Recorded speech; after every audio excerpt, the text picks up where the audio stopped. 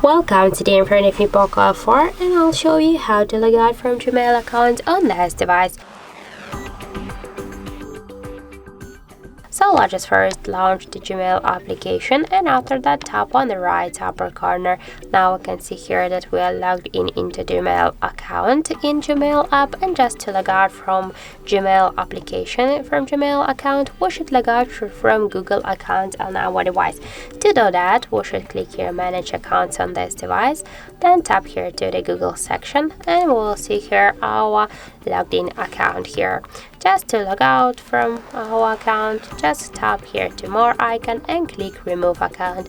After that, confirm your action by click to remove account again, and now we can see that we just log out from Google account settings on our device. And let's go back to the application, and now we can see that we just successfully log out from Gmail app, also from Gmail account. So that's it. Thank you for watching, and if you find this video helpful, don't forget to leave a like, comment and to subscribe our channel.